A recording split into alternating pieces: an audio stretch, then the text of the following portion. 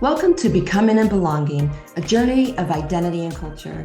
I'm your host, Amy Huggins from Ascension Wellness. Each week, we embark on a journey of discovering who we truly are, navigating the nuance of identity and culture, and learning what it means to belong in our own skin and in the world. Today, we are talking about the intersection of identity, trauma, and healing, and I am so thrilled to introduce my special guest, Kerri McKenna Reece. Kerri intuitively connects deeply with her clients, expertly guiding them through a collaborative recovery process. Her expertise provides a measure of freedom from the devastating after effects of trauma, while equipping survivors with the tools needed to better heal their wounds and face future challenges. Kerri has a flair for making people think, stepping into themselves, recognizing their own intuition, enabling them to uncover their true, authentic self, their inner capacity, resilience, and sense of well-being, while equipping survivors with the tools needed to better heal their wounds and face future challenges. Kerri, welcome to the show. Hi, thank you so much for having me, Amy. So tell our audience a little bit about your work with trauma. Okay, well, I really got into this because I suffered devastation as a child. I didn't come out of a healthy home. It was a broken home, but then the home I was in wasn't healthy. So I was really just walking around trying to figure out who am I? That was kind of like, do I even deserve to be in this world? And what was I born for? So it kind of became this place of I had all these unanswered questions and I was just digging, trying to figure out, what my purpose was in the world. I felt so lost and so disconnected. Mhm. And the one thing though that I think really helped me was that I didn't lose the ability to sit in silence with myself, right? I was constantly coloring or on paper, and they call them vision boards today, but I was doing all that stuff on paper long before vision boards even had a name. And I wrote a lot and I doodled a lot, and it I feel like through all of that it enabled me to tap into a piece of myself where I was able to reparent little parts of myself and identify pains in different situations. And so that's really how I got into this, and I ended up, going to college and then studying trauma. And on the side, I had this little side hustle of trauma recovery coaching, when I was in my 20s and 30s, and it just sort of kind of grew from there. So, and today that's what I do full time, but it really came from a place of just trying to figure out who am I, Mhm. right? And how am I supposed to walk in the world? And do I deserve to be here? And what is what is the point of all this, right? Um, so yeah, that's kind of how I got here. Just to let our audience in on a little secret, I know Kerri quite well. Kerri and I have actually worked together for years, and so Kerri, of course, I know much of your background. One thing you just said that really stood out to me, though, was you never lost the ability to sit in silence. And I wonder if you could say more about that. Yeah, I feel like that's really important. And back in the day when I was doing it, I didn't realize how important it was. But when you're able to sit in silence with yourself, you're making contact with the deepest part of your soul and those thoughts. And it was about when those fears would come up, or that negative self-talk would come up, it was about having conversations with it and trying to figure out, why are you here? And to a degree, it was understanding that at some point in life it served me well, right? But now here I was sitting here very lost, and it wasn't serving me well at all. And it was about trying to dig my way out of all the rubble of that, trying to figure out, why is it here, Right. right? What's its purpose? And why is it not, why is it serving me so bad now? So that's kind of what it was. And when you can sit down and you can sit in that silence and you can have those conversations, you kind of come full circle, touching base with this inner child that was never nurtured, that never felt seen, heard, or valued, right? That never felt needed. Mhm. And so having that ability to sit in silence, and whether it was writing poetry or coloring on paper, or crying and jabbing pens on paper, whatever that sitting in silence looks like, having the ability to do that and tapping into that when I was younger, I think was fantastic. And one of the things I'll say about today is too, I think it makes it so much harder for people today because you constantly have cell phones in your face and social media. I didn't grow up with social media. My type of social media was passing a note to the person next to me at the desk, So I think if I had grown up in this day and age, there's so many more obstacles that prevent people from sitting with themselves in silence, from keeping those journals, from writing, from putting their thoughts and feelings on paper and in poetry and stuff. Mhm. Mhm. We Yeah, didn't even have cable TV in our house until I was in the eighth grade, right? And then it was very limited. And then all of a sudden, MTV came and that changed the dynamic of everything, right? I feel like you just told a little bit of my childhood too. Right? Yeah. It's it's crazy how many overlaps you and I have. Yeah. And what you just said, the importance of that being able to sit in silence, reminded me of something that you and I both state a lot. Trauma is the great disconnector. Yeah. And so what I hear you saying is that when you're able to sit in silence, you're able to connect with yourself, with Yeah. your authentic self, with your soul. And but then trauma comes along and it disconnects you from Mhm. that self. So then what is that? So you're disconnected from yourself. What then? So, when we're born with this great love for ourselves. We want nothing more than to shine our light on the world and connect with people, right? The greatest love we have, the most profound thing we have is that love we have for ourselves. We're not born insecure or thinking bad thoughts about ourselves. We come into this world, this bright, phenomenal light, and we want nothing more than to connect with other phenomenal lights. And what happens is something about our environment or something about what someone says to us tells us that our authentic self, that bright light about us, is not good, right? It's not good enough for this world. And so what we do is we self-abandon. And when we self-abandon, what we're doing is we're turning our back on that great love we have for ourselves. And what we're faced with then is instead of having love, we have fear. Instead of living in this space of loving everything, it's a fear of how do I navigate the world if I'm not good enough to be in it? Right. And that is bestowed in us unconsciously from a very young age. It was for me anyway, because my abuse started at the age of 2. That's sexual abuse. But how do I know emotional abuse wasn't before that? I mean, I don't remember anything before that. So then you're in this place where you're living in fear and you're wrapped in this profound guilt because you've just self-abandoned, right? If you've ever felt guilty for something you haven't done, that's how you know you've self-abandoned, right? Right. So here I am, this little tiny being, and I'm navigating this world in fear now because something about my environment tells me that I'm not good enough to be here. And what I do is I have to become a chameleon. I have to say, well, who do I need to be so mom loves me? Who do I need to be so dad accepts me? Who do I need to be so I get respect from this person, or this person wants to play with me, or so I feel accepted or I fit in, right?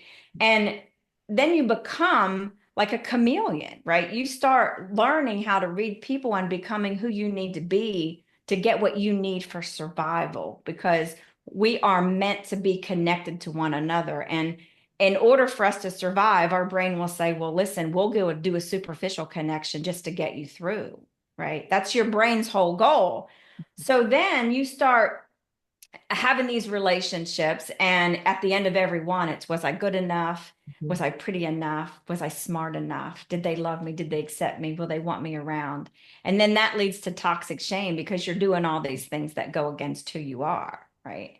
So you're totally disconnected, not just from yourself, but from the world around you, right? It's telling you when you feel like you're not good enough, that affects every relationship that you touch, everything that you do, every way that you view other people. And if you have that bad experience as a kid where you don't have a good relationship with your mother, right? You're automatically going to think, well, all women are bad and all women are going to hurt me, right? Because that's the example that you had set for you. Right. So Exactly. that's trauma in a nutshell. I mean, it totally disconnects you from the world, from the things around you, from yourself. And then if you're in a culture, certain cultures, they live by certain rules within that culture. Right. So if you go outside of those rules, you automatically feel shame for that. Right. Right.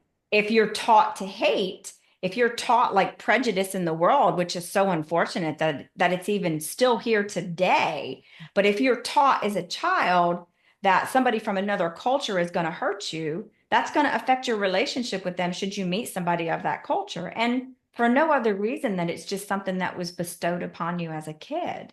Right. And you were never given the chance to ask the questions of why, right?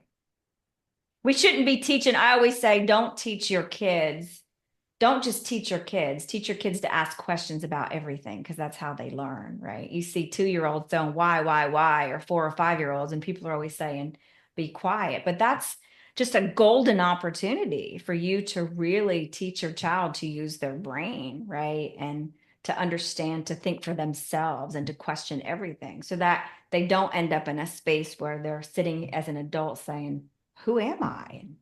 What what is my purpose? Why am I even here?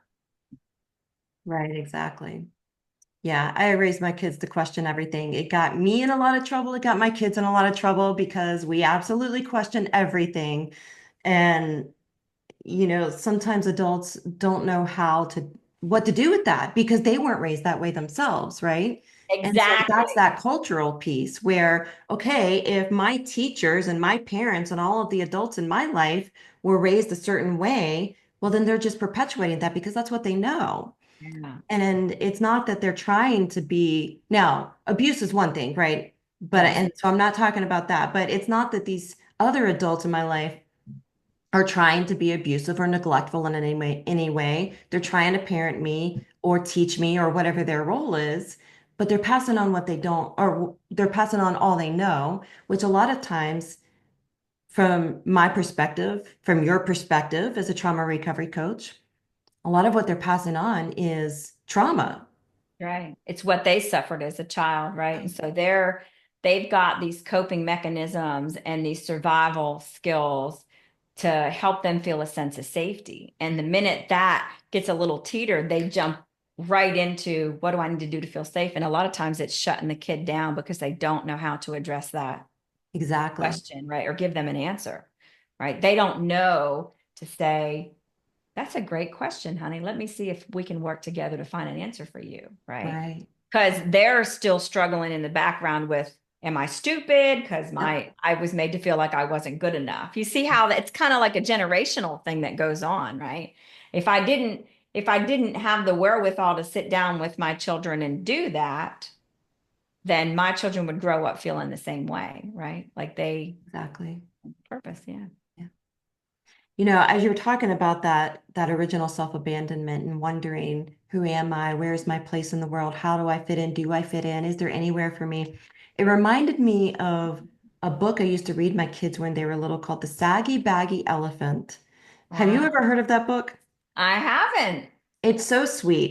It's very sad throughout most of the book. You just want to cry for this elephant. It does have a happy ending, but this little baby becomes lost from the herd.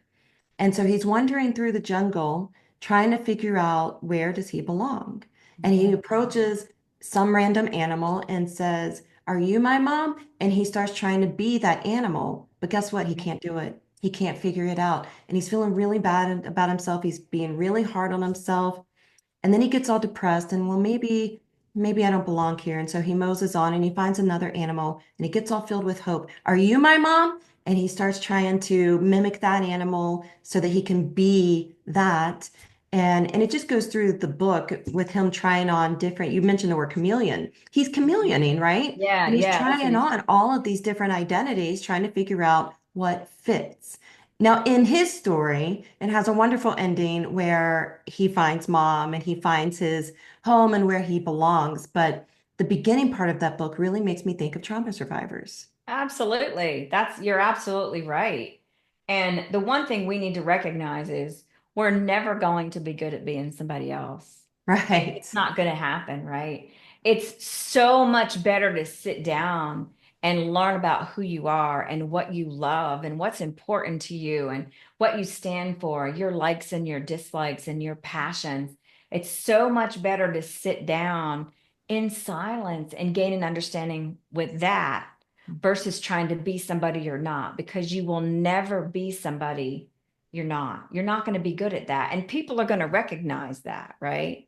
Because one day you're trying to be this person, and next day you're trying to be this, right? Yeah. And then you start getting called out for that because you're Yeah. always changing who you are. Do you not know who Yeah. you are? Well, no, actually, I don't. I had a client one time that studied, she met a guy that was really into football and she wanted him to like her. So she spent a whole weekend trying to learn everything about this football team just so he thought she had really kept up with all these years. And I was like, how stressful is that? It Exactly. wouldn't be near as stressful if you just sat down and tried to figure out who you were. Right. Right. And that could be a Yeah. lot more fun. I know, really it could. There is the pain aspect. We have been hurt a lot as kids, but it's kind of looking at, do I want to inflict more pain on myself being somebody I'm not? Or do I want to take the time to find out who I really am and Yeah. choose how I want to walk in the world and respond in a healthy way versus reacting by spending a whole weekend studying something that I have no interest in anyway. Exactly. Yeah. And then it's just like so many people could be professional actors in Hollywood, right? Because we're doing it every day, not realizing if we haven't done enough of our work to reconnect with our authentic self, then we are actors on our own stage and we have no idea. Yeah. And there's a high percentage of actors that get into it for that very reason because they want to create something different than what they have in their own life. And they're very successful at doing it, right? Because they're on the run in Exactly. that silence, from sitting in that silence. My kid and I were actually having a conversation kind of along those lines last night about how certain actors we have heard of, I can't remember names, but certain actors we've heard of have experienced something similar where they over-identified with a character. Yeah, And so then they didn't know how to find their way back to themselves. absolutely. Yeah. That happens a lot. Mm. Yeah.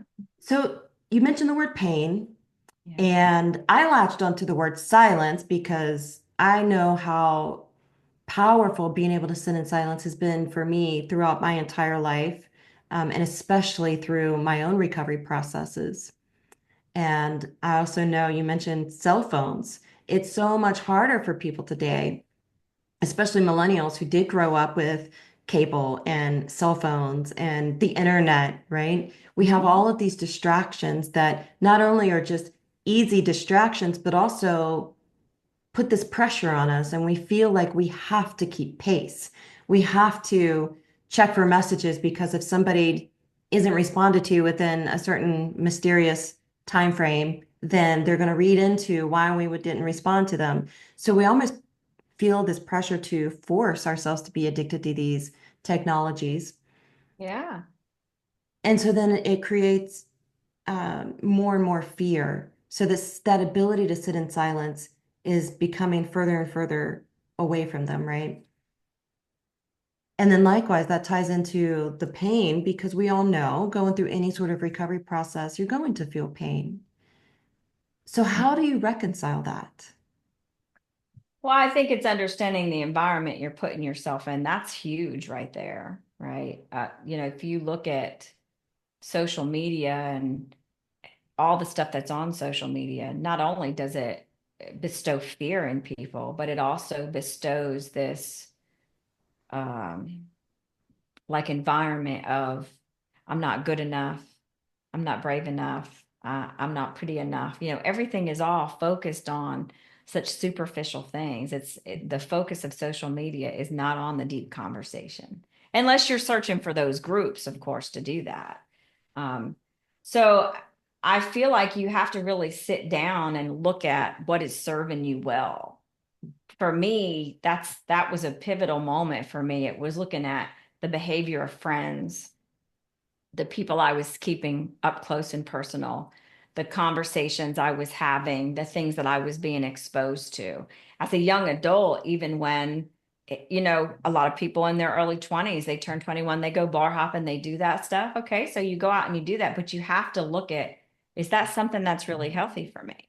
Is smoking cigarettes, is that something that's really serving me well? Is smoking pot really serving me well, right? A lot of people go out and they experiment, and a lot of people get lost in it because they're doing what they feel like others want them to do to be accepted, Right. right? So it's about really tracking yourself and getting an understanding of, okay, is this what I want for my future? Is this who I want me to be? It's about your character. One thing my dad said to me a long time ago was, people can take anything away from you, but they cannot take away your name. That's who you are, right? And that's your character. So if the way you live your life, somebody can badmouth you all day long, but if they look at the way you live your life, they're going to question that person badmouthing you if they know your character, Yeah. right? So it's about really evaluating what makes you happy, what makes you sad, what is healthy for you. And in the span of that, you're going to find your sense of safety, Mhm. right? And you're going to understand, I know when I go over here, this is not healthy for me, and this is why. And you create boundaries around those things. And when you're young, you have to do that even when you're young. And in my 20s, that was even hard, right? For being around friends. So it's really about trying to find that balance for you. It's being in touch and asking yourself those questions. If you were raising a child, what would you tell that child to do? Right. Or my dad used to say, if Jesus comes back today, is this where you want to be? And is Mhm. this what you want to be caught doing? Yeah. Which is another way, right? So if you're spiritual like that, that's another question to ask you. So I hope that answers your question a little bit of what I was saying, right? It's really, you have to get an understanding about who you are and what's healthy for you to establish a sense of safety for yourself. What do you say to clients? So I find that most of us tend to be very externally focused, right? We're worried about what's going on around us. We're worrying about what other people are doing, what other people are doing to us. And we can get ourselves in a situation internally where we feel like life is something being done to us. And Yeah. we very much feel the victim on a regular basis or in a general sense, Mhm. right? How do you help a client or anyone turn around so that they're able to look inward? Well, first of all, if they're looking outward, it's because they're worried about everybody else, right? They have this sense of putting everybody else first so that they can be liked, loved, respected. So the question is, why is everybody else's happiness more important than yours, Mm, right? I mean, what what is it about them that makes them more important? Because when you're honoring somebody else and you're doing things for other people, what you're saying is they're worth honoring and I'm not. And then it's about looking deeper as, why do I feel like they're more important? And if you've self-abandoned as a kid, you've derailed your intuition, right? So now you don't trust yourself and you don't trust others either. So a lot of people, that's where that fear of sitting in silence comes in, because their soul is still telling them the answer, but they've got this trauma identity of a chameleon that's taking over. yeah. So it's about understanding, listen to yourself. What you're doing is you're listening to what the world is saying and what your trauma identity is saying instead of listening to your first voice, Mm, right? So why are they more important than you? yeah, that's I wonderful. remember, if I could share a story real quick. When my kids were little, they were dancing with their dad, and I remember them saying, "Come on over here and dance." And I said, and my first thought was, "Yes, this is going to be so much fun to get up and dance with him and her, right?"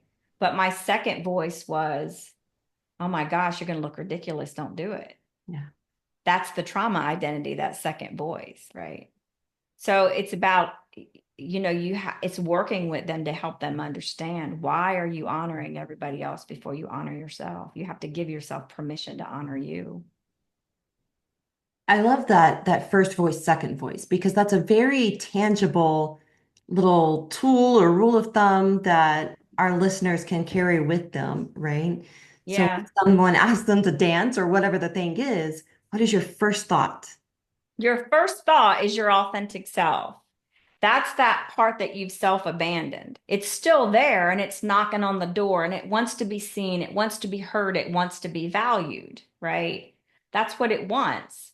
But the trauma identity always takes over because, again, all that love you have for yourself has been replaced with fear. And that's where that Right. trauma identity comes in. It's the whole chameleon thing. So, always pay attention to the first voice. The first voice, that's your authentic self. And that's the one that you want to pay attention to and nurture.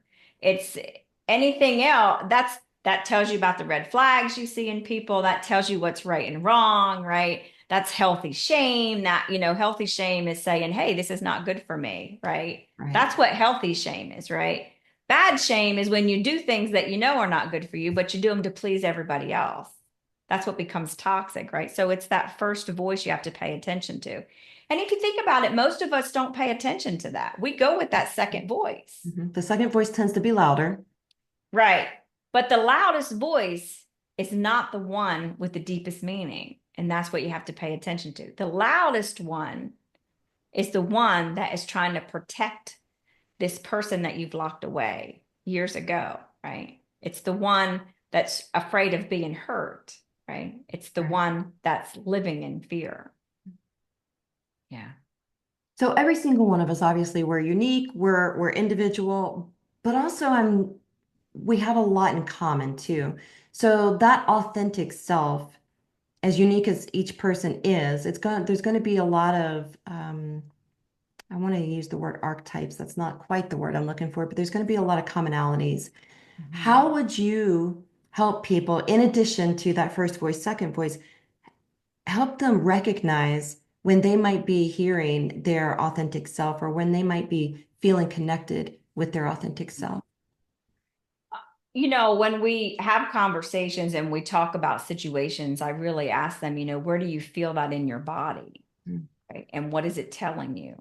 Right? It's about trying to figure out the lies that we've been taught to tell ourselves to fit into this mold to, you know, like what our parents say. Our parents are like the rulers of the family, and we're just supposed to fall in line and go along with what they say. We're raised with these beliefs and we internalize these lies about ourselves in order to fit into that mold. So it's really about helping people ask themselves, okay, first it's establishing a sense of safety. Like if you're feeling very triggered, you get upset suddenly out of the blue, it's okay, am I safe right now? If you can establish a sense of safety for yourself, if you can answer that question, yes, I'm safe, then it's about, well, what do I need? Mhm. Right. And when you start establishing safety for yourself and you start digging into your needs and you start understanding why you're feeling the way that you're feeling, that's the only way to get on the other side of it. Right. You have to feel the feelings that you don't like. You have to gain an understanding of them. You have to embrace them and say, you know what? You've served me well all these years. You've caused me a lot of stress and a lot of anxiety, but you've served me well under situations to keep me safe and to keep me to survive, right? But now it's about what is it that I need in this moment, right? So once you figure out what your needs are, then it's about boundaries being around those needs. So if I'm around somebody and I don't like the way I'm being treated, it's about setting a boundary around, okay, this is not something that's working for me. I'm okay if you do this, I'll still be your friend, but I ask that you not do it in my presence, Mhm. kind of thing, right? Um, I still love you, but this is not for me, and I wish you all the best on that endeavor, kind of thing, right? Like when the Mary Kay lady knocks on the door wanting you to sell Mary Kay, and you feel like you have to say yes because she's your best friend, right? Right. But it's about understanding that it's okay for me to say no, I'm honoring myself, right? If you choose not to love me and respect me because I've said no, then you're really not a true friend anyway, Right. right? So you sort of, it's not that you stop being friends with people. Those people that aren't healthy for you sort of fade away once you have boundaries for yourself, right? So really it's about helping people get in tune with what their needs are around when you're feeling some kind of way, when you're triggered, that's an old wound that's not healed and it's coming back up for whatever reason. There's something in that environment that is there, right? So it's helping them dig through the rubble of that and say, why am I feeling this way? What do I smell? What do I see? What do I taste? What do I feel? You know, your senses are telling you something. They're bringing something up. Where is this coming from? Right. And sort of building your boundaries around those needs, honoring, you know, learning to honor yourself, giving yourself permission to do that.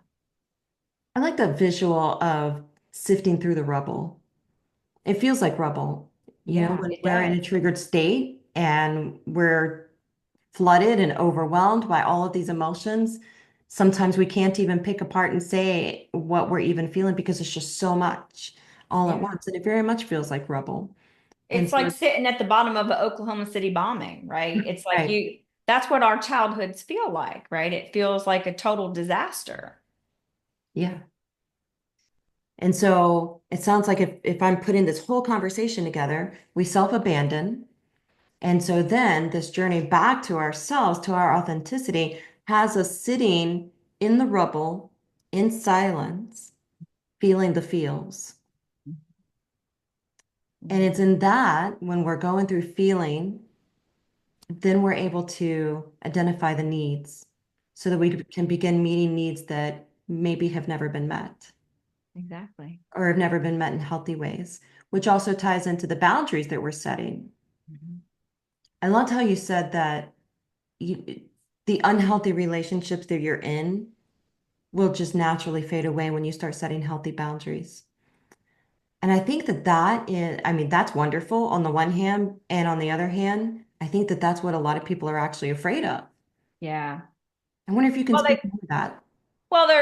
they feel like they're pushing people away, you know, and it's a big thing with family too, because it's usually the family dynamics that are hurting you the most. And you think, well, I can't stop talking to my brother. I can't, you know, stop talking to my sister, my mom or dad, or even my best friend or a cousin. But the reality is it's not you turning your back on them. They're choosing not to respect your boundaries. So they're removing themselves. You're not removing them, right? And I always say you just have to see people for who they are. People show you who they are, but we're so used to the world saying, oh, forgive and forget, and you give them another chance, you know. It's okay. I believe that you should give other people chances, of course, but I also think there has to be a limit to how much abuse you want to suffer, Right. right? And so if you understand, it's kind of like I used to be really triggered by cigarette smoke. And I think this is a really good example because I would be out with my friends and I would be highly triggered. And I would go from being this 100% happy, joyous, loving person to feeling like I wanted to kill everybody. And I never understood what is happening to me? Like, I must have another person living inside of me, right? But then I started really, I established that sense of safety for myself and I started really looking at look at all my senses, you know, what's coming up. And it was cigarette smoke that came up. Mm. And so I would go to my friend and say, listen, I have a really bad reaction to cigarette smoke and I need to work that out. But I love hanging out with you, but I would appreciate it if you didn't smoke around me. And now I actually have some friends that smoke and I really don't realize they smoke because they don't do it around me. So like years will Right. go by and I'll be like, "What? You smoke?" So it's understanding that if they value that friendship, they're going to respect you, right? Mhm. They're not going to want me doing stuff around them and I have to honor them too. I mean, that's part of being a mature person and Right. loving and honoring one another, right? If one of your relationship rules is you're not going to yell at me, don't yell at me. And if you're going to yell at me, understand that you're not going to be invited into my life. That's by your choice because you're choosing to yell, and that's not an acceptable behavior, Right. right? So once you have your boundaries down, it's like, Amy, I love you. I do. But understand that I have these boundaries. And if it's not something you're safe, if it's not something that you feel comfortable obeying, that's okay. But just understand that you can't be a part of my life in that capacity. Right. Right. And it's not about hating people, it's about loving them from a distance. Right. And that's actually in the Bible where they talk about the disciples knocking on the doors and Jesus saying, knock on the doors to every house in the city. And if they answer and want to have a conversation, have the conversation with them. But if they don't, dust your feet off and move on to the next city or the next house. That's saying you still love them. It's not their time yet to roll into this space of the kind of maturity that a relationship with you requires, right? But love them from a distance, right? If you run into them again, it's not about being rude to them. It's just about you see them for who they are and you know that they're not going to respect that space. I've had girlfriends that separated from me for a year and then come back later on and say, I kind of get now why you did what you did. Right. Right. And I would love for us to get back to knowing each other again. And it's turned out to be some great friendships, right? Again, it's not about hate, it's about honoring yourself. You've got one soul and you are meant to nurture that soul for your life. That's what you're here on the world for. You were given a soul to nurture. You have to nurture it to the best of your ability for your happiness, to find your path, right? Your mission. What are you here for? Yeah, exactly. And that reminds me of that cultural aspect again too, because we're taught that, okay, it's okay for friendships to fall away. It's okay for boyfriends, girlfriends, or even husbands and wives to fall away. But it's not okay for your family of origin to fall away. Yeah. Your And family of origin is no different than somebody you meet on the street. And there's stories all through the Bible about that too.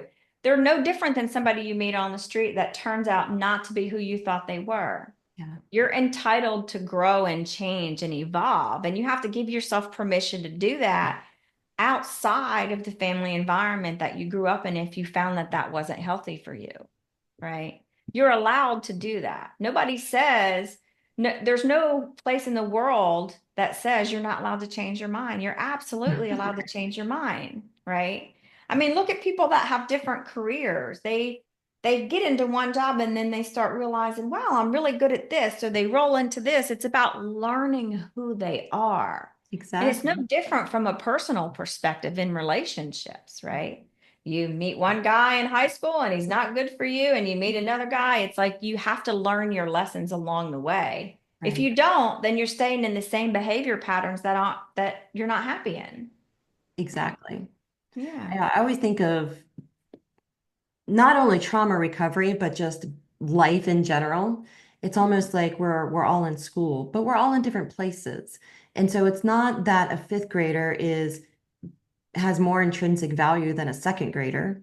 They Right. just know different things that a second grader doesn't know yet. So we're still equal Right. and we're in different places. And so when I, or our listeners, when an individual is going through their healing and they're learning to choose themselves and they're learning how Yeah. to set those boundaries and what that looks like, and they're learning how to give themselves permission to Yeah. do that, and people in their life have something to say and feel about it, it could, now, the people in their life can absolutely meet them where they are and their Mhm. relationship will grow so much stronger. If they have an individual in their life that's not able to do that, it's just a matter of recognizing that, okay, well, maybe we've been in fifth grade this whole time and I'm ready to move on to sixth grade, and my family members are not. They're just not Yeah. there yet. Well, I always say that life is a spiritual schooling. That's really Yes. what it is, because you're born into this world with everything you need to survive. As a baby, you come in with all the love, and then you go through this attachment period where your nervous system kicks in and you start understanding what your gut is telling you, right? We Mhm. really need to work on teaching children more about that, right? What your gut is telling you. And then you get out in the world, or your environment, it kind of steers you, right? So you're supposed to tap into who you are. And once you self-abandon, it makes it really, really hard, right? So that spiritual schooling is like, it's that silence, Yeah. right? It's that wisdom that you're born with. And it's the energy of the wisdom that's around you that you choose to tap into. And you could choose to tap into one that's unhealthy, and if you don't learn your lesson, you stay on that path. Or you can choose to tap into one that's really healthy, that allows you to connect and grow, right? So there's lanes in spiritual schooling, right? Because your energy, whatever it is going to pick up on another energy just like yours. That's how we connect the dots, right? So if I have a very unhealthy energy and your energy is very healthy, the chances of our dots connecting are very low, Right. right? Because I'm in survival mode and you are not, Yeah. right? You're in a spiritual lane to health and wellness. You can sit in that silence, right? And that's why we keep repeating these old behaviors, is because we're not focusing on who we are and learning who we are to know how to get to that place of sitting in that silence, to finding the peace and reconnecting with ourself and our spiritual being. Yeah. Oh, I love that. I'm all about energy. Yeah, I know you are. And it's a wonderful thing, really, because sometimes the people that we fear the most, like in, let's just say in a business sense as an adult, sometimes the people we fear the most are really the ones that have the energy that we don't understand. They're successful and they sit in peace and they sit in calm, and there's a verse in the Bible that I love and read many years ago, and it said, don't seek revenge, don't pay evil back with evil. Mhm. Let me seek revenge, because if you come back with love, it shines a light on the other person where it helps them dig deep within themselves. And I don't remember the name of the verse right now, but if you think about a time that you've maybe, and I know for me, I've thought about a time where I've reacted versus responded, and it hasn't been in a good way. And that person's put their hand on my shoulder and said, you know what, Kerri, you seem very upset now. So how about if we talk about this later? I'm going to come back and check on you in a little bit. And I thought, oh my gosh, I've just really, you know what I'm saying? Like Yeah. it's that understanding. That's all about energy right there. Like that person bestowed something in me that allowed me to look at myself and say, you know what? I can do this better. And Yes. it's choosing to learn that lesson, right? It's like I used to come home and write down what happened in my day and say, next time, this is what I'm going to do. And I was feeding myself new behaviors of who I want it to be in my character, right? Energy is really, really important. So I love that you do that work. Mm, it is incredibly important. I think that everything reduces down to energy. So Yeah. whatever energy I'm carrying is what I am putting out into the world and vice versa. Your body does it automatically. It's not, you know what I mean? Like your body does it automatically. It's funny how you look how people gravitate in different rooms and groups Mhm. and cliques, right? They all have the same energy. If you Yeah. get to know them, if one negative person is at this table, they're all negative, Yes. right? Yeah.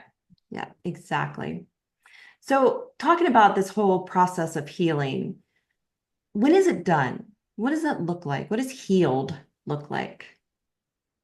So I think the healing journey it's an everyday thing. You can be a better person every single day. But Yeah. the important thing is tapping into the safety within yourself, right? It's understanding that I can make good decisions for me, I can honor me, and I can do it in a way that loves the other person as well, right? So once you get to a situation where you can be in front of someone that is very confrontational and you are calm. I mean, not a fake calm. I mean, like a calm of, okay, I'm going to let them finish yelling. And then I'm going to lovingly respond, right? Right. That's how you know that you've reached a place within yourself of contentment, right? And you know that you- it's okay not to be okay sometimes. Yeah. It's okay to change your mind. It's okay to honor yourself. It's okay to have those deep conversations. It's it's okay to agree to disagree, Mhm. right? And it's standing in understanding versus standing in judgment. When you can stand in understanding and take the time to get to know somebody, regardless of the situation, then that's compassion. And you're having compassion for them. You're having compassion for yourself, for the walk that you've been on, for the walk that they've been on. And it's not about judging anybody.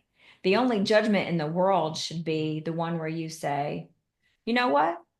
Maybe they're doing this and I don't like it. So I'm going to stay over here. That doesn't mean I'm not going to love them. It's just evaluating the situation and making a decision of what's right and wrong or good and bad to determine what's healthy for you, right?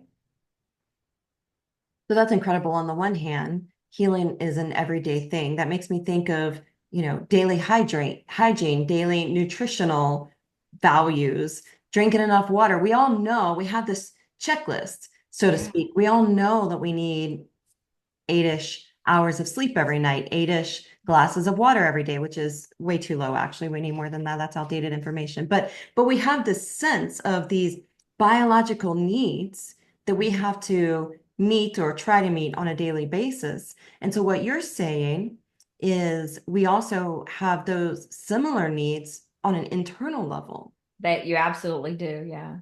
I mean, every day you cannot come out of a traumatic childhood uh, that's scathed in complex trauma and walk away from that with any kind of clear understanding of who you are. And so all these emotions that you've been stuffing and these feelings that you've been feeling, they're trapped in your body. And I always say the issue's in the tissue. Mhm. It said, I think it was Gabor Mate said, it's not the traumatic event that happened, it's how your body is affected by it, right? And that's very well true. And so you don't know. I mean, I could go months without a trigger, and then all of a sudden be in a situation and I'm feeling very, Mhm. very fearful. I'm not feeling safe, and something's happening to me. It's okay every day. It's important every day to evaluate where you are and what you've been through, and to make a decision to move forward in a healthier way. So I'm going to grow and I'm going to evolve and I'm going to change. And I'm not going to be the same person today that I was yesterday, right? Because I want to look at yesterday and say, how can I make tomorrow a better day, right? Right. Honoring me and other people. That's love, right? That's what you're doing. You're loving people. It's not about standing in hate. Sometimes you have to love people at a great distance. I haven't talked to my biological mother or brothers since 1997, I think. I think I've seen them 2 or 3 times over that, but haven't conversed with them. So, sometimes you have to love people from a great distance because it's the best thing you can do for you. Right. But it's finding that place within yourself that you're not afraid of looking at you and recognizing who you are and all the beauty within that, right? You got here from that rubble. There was a lot of beauty hidden in that rubble, right? And it was just about getting to that and connecting with that, because in that you can move forward in a way that's healthy for you. So each of our listeners is their own diamond in the rough. That's exactly right. That's a great way to put it. Yeah, that's a great way to put it. Kerri, this has been a fantastic conversation. I really appreciate you joining me on the show today. How can our audience members find you? You can reach me at Kerri Coaching. It's KERRI coaching.com. That's the website you can find, or you can call 256-298-3007. Yeah. Great, thank you. And do you have any final parting thoughts for our listeners? Yeah. Again, give yourself permission every day to honor you. That's so important, right?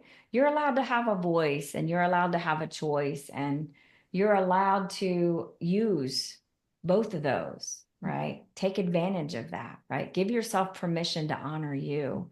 And don't let anyone take that away from you, right? No one else is more important than you. You have a soul that needs to be loved and nurtured, and that's why it was given to you. So do it, right? And have fun doing it, right? Oh, I love that. Have fun doing it. Thank you again, Kerri. Thank you. Thank you for joining me on today's episode of Becoming and Belonging. I'd love to hear from you. What was your biggest takeaway from today's episode? Share your thoughts, reflections, any questions that came up. You can connect on social media or leave a comment wherever you're tuning in to keep the conversation going. If you found this episode meaningful, subscribe, leave a review, and share it with someone who might benefit from it. Until next time, keep growing, keep healing, and remember, you belong here.